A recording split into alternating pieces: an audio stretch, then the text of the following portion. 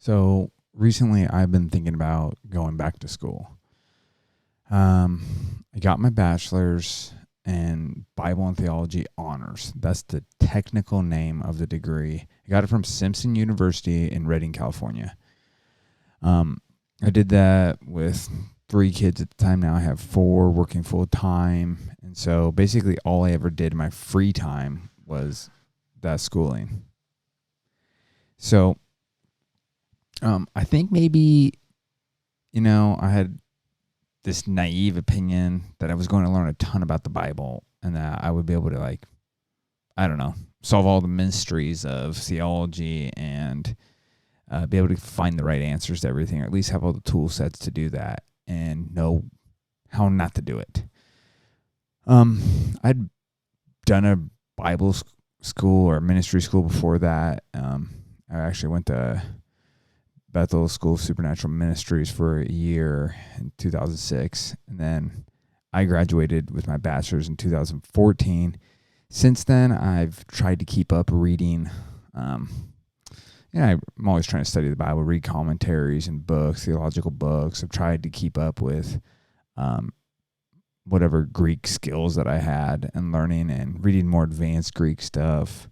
I think basically I probably maintained the level of Greek that I had after 2 years at Simpson. I don't think I've really gained maybe some linguistic knowledge, general ideas. Certainly not my parsing skills, but maybe big picture, how language works. I've grown in my understanding. But a little background. So in my pursuit of thinking about going back to school and getting a master's, and I'd love to get a PhD, but I have to work. So, people ask me, what would you love to do, Will? And I say, well, if I had $1 million, I didn't have to worry about work. I'd go back to school full time. That's what I would do. And I would learn and I would study. And so I've thought about how I can do that right now also. How can I make that happen in my situation right now, raising a family and working full time? So I've looked at schools online, where to go, what would set me up for a PhD program, whatnot. Just a little background, though. I grew up in the church, right? I went to a Christian school, kindergarten to 7th grade. I basically don't remember a time before church. And, my church taught the Bible fairly well. And so I learned a ton of the Bible. And when church was boring, I would just read my Bible. And so I remember finishing Psalms one day in the church service on a Sunday night, finishing the book of Psalms. And that's just kind of what I would do. So when I went to Simpson University, there was in my Greek class, there was 5 of us. So there's not a lot of students. In my New Testament class, New Testament criticism, there was 3 of us. And so we had to do this independent study with the professor and me, and he would assign work to us, Not a ton of people in those degrees. For a bachelor's. So, I took classes like Intro to New Testament, Intro to Old Testament, New Testament criticism, New Testament theology, biblical backgrounds, book-specific classes. I remember taking one on Genesis. I can't remember it off the top of my head, but there was classes on Paul, the Synoptic Gospel, stuff like that.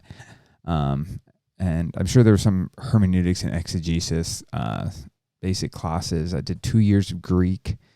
The first year was basically working our way through Porter's textbook. And then the second year, basically, we were forced to just read straight up the Greek, and our professor would quiz us on every single word and how it related. And it was the most preparation I've ever done for a class in my life, because you knew you were going to get grilled. There's only 5 of us on every single little thing. So you would study for, you had those verses memorized when you came to class, so you could tell you everything about how everything. And then I had theological reading classes, all stuff. So, and during that time, the reason my degree is technically an honors degree, not that I graduated with honors, because I did that also. But if you wrote 3 extra papers or something like that when I was in school, or you extended a short paper to a really long paper, you could graduate as a Bible and theology honors degree. So I said, might as well do it. I'm here. Let's go for it. So I had to write 20-something-ish papers during that time. And, like any other student, a lot of those times you just were like punching that out like as hard as you could. Not my most impressive work. Some of it was good. One time a professor assigned me to study the word desire in the New Testament and all of the Greek words that get translated desire and its connotations in the New Testament. And so that was kind of cool to be guided on what to study, because he had a paper he had to give at the whatever that conference is, the Biblical Society conference. I can't remember what it's called. So, but I've thought about it, coming out after, you do, when you have bachelor's, you do 2 years of basically nothing classes. And then after that, you do your specific. So I had 2 years at Simpson, basically of doing all Bible classes, basically. And at the end of that, you look back and you say, what did I actually learn? For me, I'd have to say it's kind of underwhelming what you learn. I mean, obviously Greek. So that's probably the one class I'm the most grateful for. It was the most work, but I'm the most thankful for it. And it tipped me off in other ways. But also I think what I took away from going and get my bachelor's was basically how to ask better questions. It's not like a class they teach you like how to ask better biblical questions, but it's just being exposed to professors and them questioning what you think the text means. And that if you're paying attention, you kind of pick up on it by osmosis, and you start to ask better questions because you anticipate what they're going to criticize you on, so that you begin to answer those questions before they even ask them in papers or in discussions. So I think those are the two things I would say I took away from my time at Simpson more than anything, was the questions I learned to ask of the text. So I became a better question asker, and the Greek knowledge I learned, and I actually enjoyed the New Testament criticism class that talks about textual criticism and stuff like that. I think it's fascinating.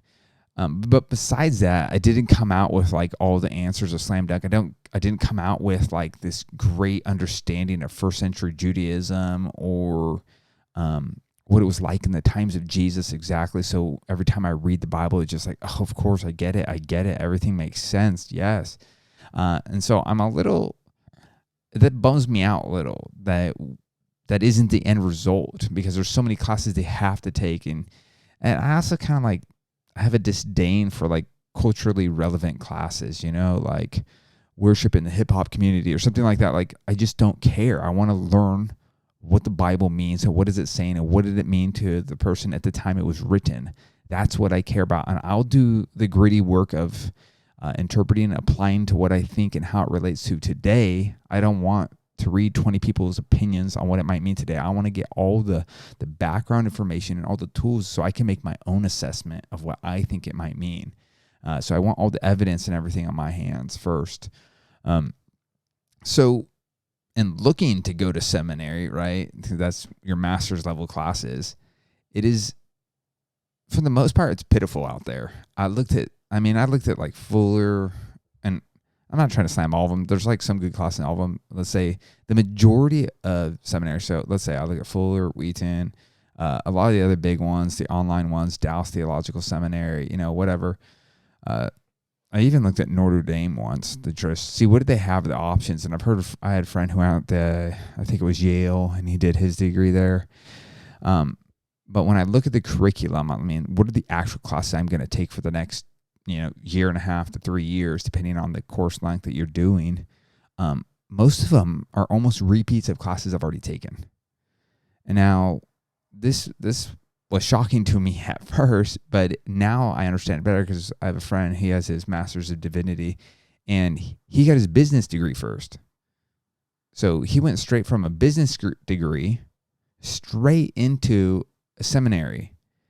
And because of that, because seminary is set up like that for your master's level, there's going to be your intro to New Testament, your intro to Old Testament, Greek 101, Greek 102, whatever it is that you may have taken in your bachelor's. So when I look at a ton of the curriculum, I've found one for 36 credits, which is basically a year and a half or something, depending on how fast you can get it done, to get your master's of theology. And basically every single class in that curriculum I have done the equivalent of. And so I'm looking at that thinking, I could punch this out in a year and a half and have the title of a master's of theology, but for what? I would learn, surely I would refresh on a lot of stuff that I don't have memorized. Who are all of Herod the Great's sons and their nephews and nieces and wives and all this junk, right? But I wouldn't actually take away what I want to learn. So, and so many courses are like that. Like I just look at them and it's like, I want to do this. I want to get to, the next level of understanding. I want someone to show me, what do I need to learn? How do I learn it? What are the tools that I need to develop my skill at understanding the Bible better? But I look at the curriculum, it's just depressing. And what it feels like when I look at it is that they're making degrees just so people can have the degree. So maybe the schools just can't stay afloat in theological degrees. There's not enough students. So they're like, hey, we got to make this a little more easy for everybody. Let's just make it simple and relevant, and we'll give them a degree and send them out there to their churches to go be competent or say they're competent or feel like they're competent in teaching some Sunday school class or something. Doesn't interest me. So, one of the ones I looked at that did seem the best is the school, and I heard about them through Simpson, was Jerusalem University College. And that's because they had a lot of classes that I didn't see listed anywhere else. I wish I had the list here. But, there are classes on the geography of the land of Jesus. Currently, I'm taking an online course called Jesus the Galilean. It's like his context of where he was at and what it would have been like. And they do a lot of archaeological. They're familiar with what's going on archaeologically, right? And so they even can argue for what language Jesus actually might have said, and they give you the evidence and the primary sources, whether it be the Talmud, the Mishnah, the Dead Sea Scrolls, Josephus, Philo, all these things. And that leads me to one of my beefs with getting a bachelor's in Bible and theology is the things they don't teach you that I wish they would. I wish it was kind of like a little bit more old school teaching style or something, at least what I imagine old school education was like, is just immersing us in extra biblical sources. Like I don't think I was ever required to read the Apocrypha when I got my bachelor's in Bible theology. Come on, that's a pretty relevant primary source information, secondary to Scripture, to understand what Scripture's like. I took an early church course, but we never actually read any of the early church fathers. Instead, we read a book about them. This isn't quite true because I did take a couple courses online through the King's University, which is Jack Hayford's thing, where I had to read the Talmud and the Mishnah and Kabbalah and all this other stuff, right? But at Simpson, I didn't have any of that. I never had to read Josephus. I never had to read Philo. I never had to read ancient Near Eastern texts that are relevant to the Old Testament. It's only after I got out of school that I became not all that stuff, a lot of stuff I was aware of, right? But they never forced you. Other books, like two books I wish they should just make a class out of in school is Ancient Texts for the Study of the New Testament and Ancient Texts for the Study of the Old Testament. There should be a class that just walks you through that and familiarizes you with all the extra biblical sources that are primary for understanding the biblical text so that you could do the study yourself. Instead of reading what somebody else always says about it, you could actually go do it yourself. I wish there was that. Another thing that I wish they did also, and that I'm looking for when I'm looking for a seminary to go to, or even a PhD, this is where I'd like to do it somewhere in this realm, is linguistics. There are 1,000, and I'm a novice at this, but I listen to sermons, right, even at my church, and somebody will reference, this Greek word, and I love the footnote on it and stuff, and it's just, there's so many exegetical fallacies and their interpretation based on assumptions of what you can do with word studies, that it's not actually how language works, from what I understand from the linguistics courses that I've taken. But wouldn't that be great if there was a class that taught you linguistics and how it applies to interpretation of the text so that you could avoid those fallacies? Where's that degree? And who teaches you? No one ever teaches you how to determine, let's say you have an argument of a text and you're debating, I don't know, it doesn't matter to me, whatever is justification, what justification means or something like that. No one teaches you, hey, this evidence is weightier than this evidence. This argument is a stronger argument, or hey, here's the logic and da-da-da-da-da. No one lays that out. And so anybody thinks their opinion, so they have 3 points that backs up their interpretation. Another person has 3 points, and they're at a standstill because both 3 points, 3 and 3, that's equals, But it's like, no, there could be 1.1 list that's so much more weighty that it nullifies the other ones. So no one teaches you how to weigh the evidence that you're accumulating when you're studying a text to see what the meaning is. And I don't claim to know what that is. Somebody out there smart enough to do this that could teach us so that we could understand it this way. Another one that's super simple to me, which seems like it should be like a basic introductory class, is no one actually sits you down and teaches you how to study. They send you out here, you're taking your class on Genesis. I want you to write a paper on Genesis. Well, how do I actually put together a compelling argument? What kind of things should I do? When should I do a word study? When shouldn't I? And what are the fallacies I should avoid when doing that? And what are the texts I should go to? No one really sits you down and talks you through the practicals of how to study the text. What are the sources you could go to look at? You just kind of have to figure it out on your own. And it's been over I don't know, I'm 37 now, decades, I guess I could say that I've kind of composed a way in which to study and which to find the answers to questions I have of the text and how to put it together in a coherent fashion. So, those are just some of my beefs, I guess, with the typical biblical degree education as it is right now. If I could pick a way I could have it. It'd be like you would find a professor who would take you underneath and you would study under him. And after so many years, and he would vouch for you, I don't know, whatever the years are, he'd make you go to certain classes and he would have you write stuff underneath him and he would review it and then he would give you criticism and you would get better. And then at some point, and I'm cool with those comprehensive at the end of New Testament, understanding comprehensive Old Testament exams, and then writing some kind of thesis paper that then gets reviewed and you have to stand before a panel and be defended, all your claims. I love all that, but I would rather have school where you just come underneath some professor or somebody and he kind of directs your study in the area you want to learn. And then poof, at the end, when he says you're ready, you write your paper, and then you stand before them and then you get your PhD or something. Instead of, hey, let me go take New Testament, Intro to New Testament as a bachelor's degree. Now let me go take it again as a master's degree. And I took the same classes twice. Instead of a 20-page paper, I had to write a 30-page paper for a master's degree. But essentially, I learned nothing new and I did the same stuff. And hey, apparently that makes me a master's level student and understanding now, release me into the wild. So I don't know if there's ever going to be reform in this or anything. I doubt it, but the seminary will probably die. That's what will happen. And then ministry schools will, whatever ones are most popular, will take over and they won't have this. Who knows? Maybe that's my pessimism. But yeah, let me know what you think. If you disagree, if you know of a great school or another way to do this.